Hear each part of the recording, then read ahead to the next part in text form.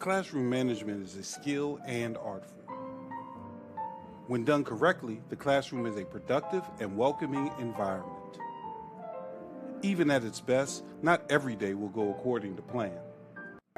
So what can an instructor do to manage student behaviors?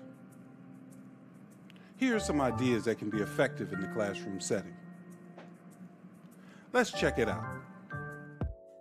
Let's jump right into strategies for managing student behavior.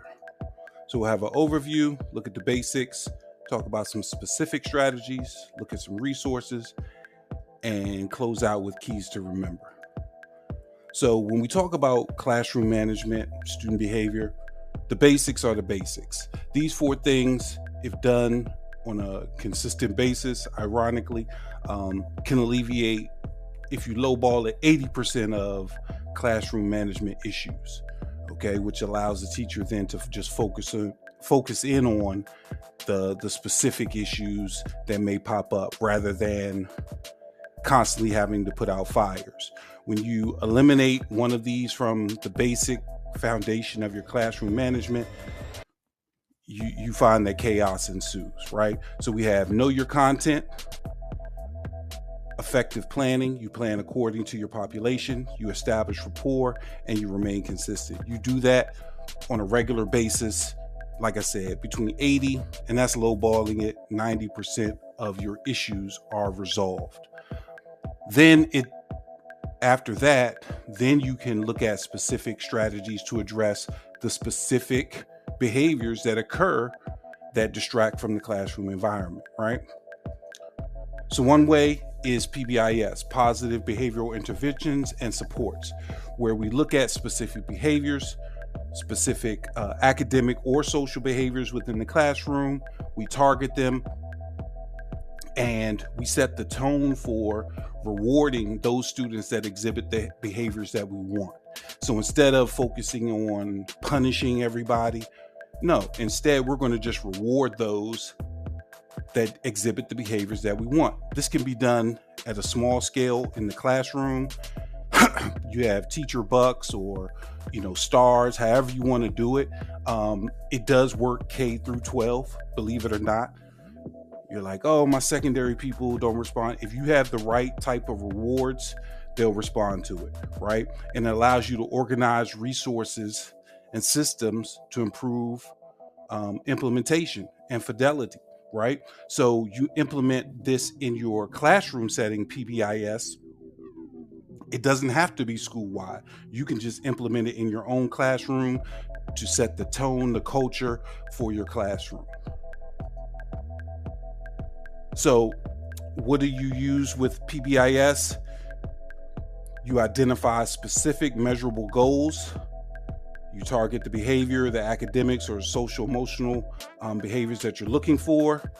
You use data to support it. You implement the practices and you develop systems. Like I said, reward system. Maybe it's every other month students get to cash in their rewards, or at the end of each month students get to cash in their rewards. However you see fit. It's just one way that you can further address behavioral issues. The ripple effect. Now we're going to get into some nuanced, strategies, but the ripple effect. This is an offshoot of kind of PBIS, is a good follow-up to PBIS, because ripple effect means we're going to, instead of addressing bad behaviors, we're going to, again, identify, praise, reward those students nearby who are modeling the desired behavior, okay?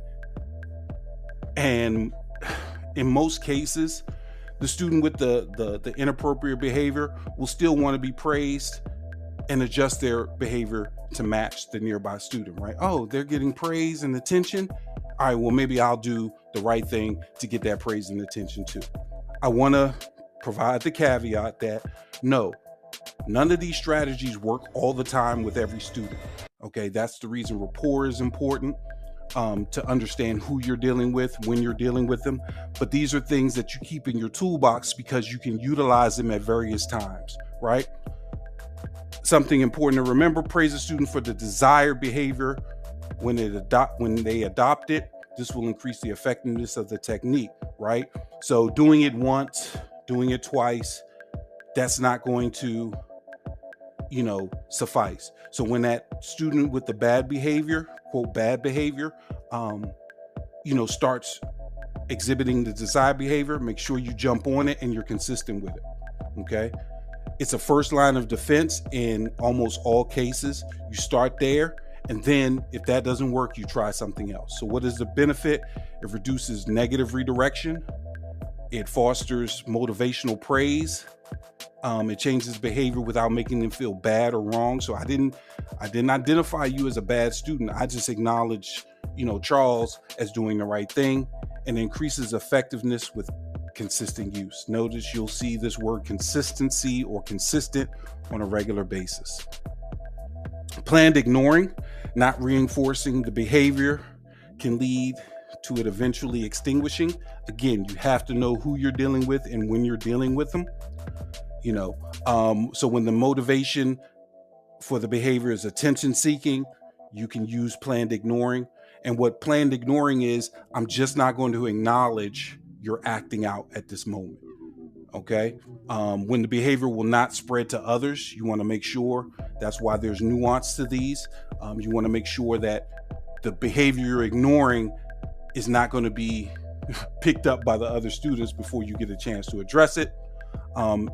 If it's not interfering with other students' behavior, kid is just staring at the ceiling and just refuses to engage, and they keep looking at you and looking up, and they want your attention. Nope, I'm not worried about it. And when the behavior is not dangerous. If the behavior is dangerous, you definitely want to try a different technique, but planned ignoring is something that can be utilized.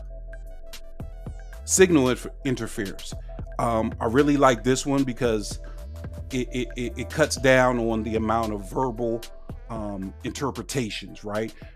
Nonverbal signals that communicate that the behavior is not acceptable. You can use eye contact, head shakes, frowning, tapping fingers, thumbs up, okay sign, all these different things to let the students know, hey, you're doing a good job. Okay, we need to cut that out. 9 times out of 10, the student knows that they're off task, right? So yelling out in the middle of the class, hey, why are you off task? That's only going to stir it up.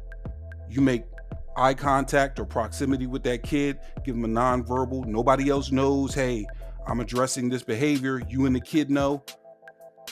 They stop it. Life goes on. If they don't, you follow up with something else. The key thing to remember here is that the kid needs to know what the signals mean. Proximity control, there is nothing worse than the teacher who stands in the front of the class the whole time, expecting to control the students' behaviors from the front of the class.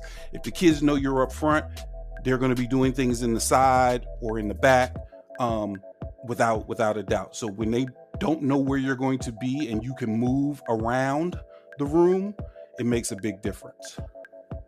Interest boosting. This goes back to content and planning.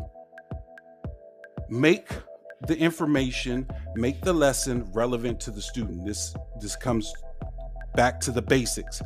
Students respond better when they find the material exciting or the assignment exciting or interesting, right? Make it personal for the students and demonstrate authentic excitement for the material. There's nothing worse than, a teacher who isn't excited about the material. If you're not excited, you can't expect the kids to be excited. Tension decontamination, right?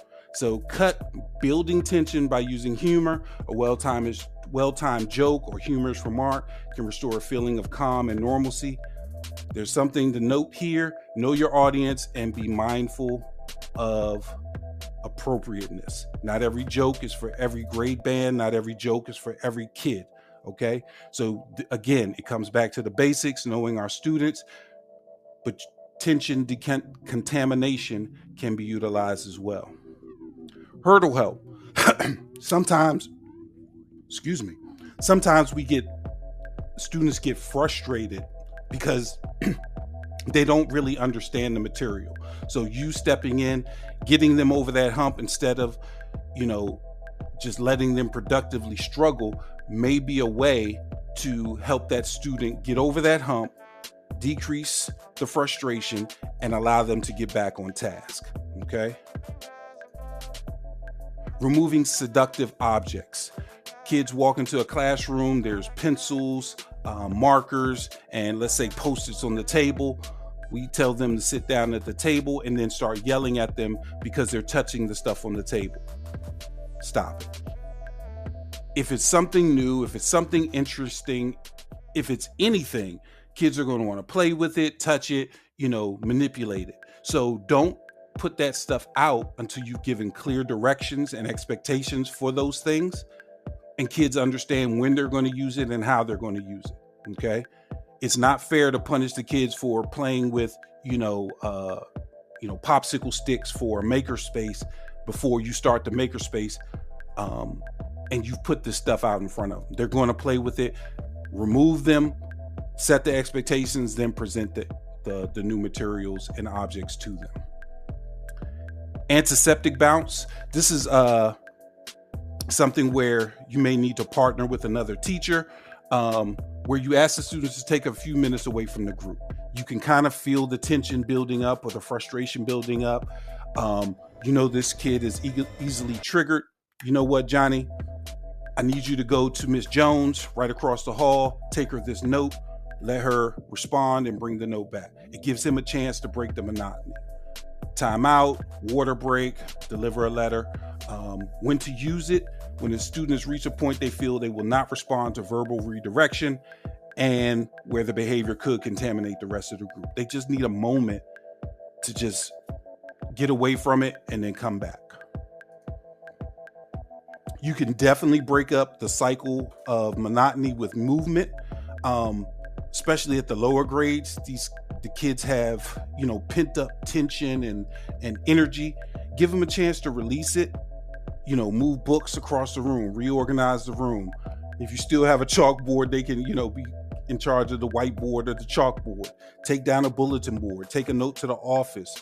You can build it in with, call and response activities in the classroom, something to get that movement to relieve some of that pent up tension or energy. Daily compliment, the irony, right? Daily compliment helps students feel that they're not alienated, increases their self-esteem, teachers' attitudes towards the student improve, and it improves the student behavior.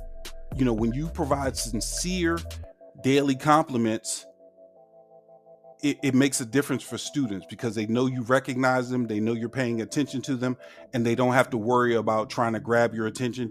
You have a predetermined time when you're going to hand out those compliments. Maybe it's as they walk in, maybe it's while they're doing their warm-up or starter activity, or maybe it's at the exit. You know what? I spread it out. Every kid gets a compliment. We feel better about ourselves. So some keys to remember: the basics. Know your content, establish rapport, productive and purposeful planning, and remain consistent. Again, know your students. Again, with these strategies, it's not one size fits all. It's trial and error, different times, different students. Know your students. You have a toolbox. The strategies mentioned go into your toolbox so you can pull them out as needed. Know your school policies, especially with like antiseptic bounce, things like that, where students may be leaving the classroom. Know your policies on that and make sure you have a partner to work with.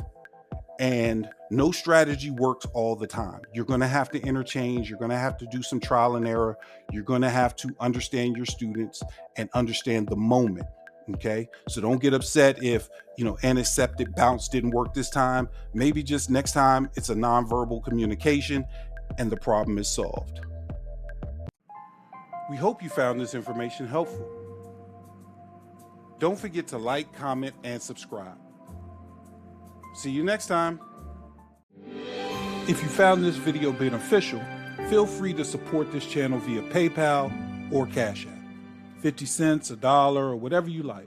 All support is appreciated. This allows us the means to keep making great content.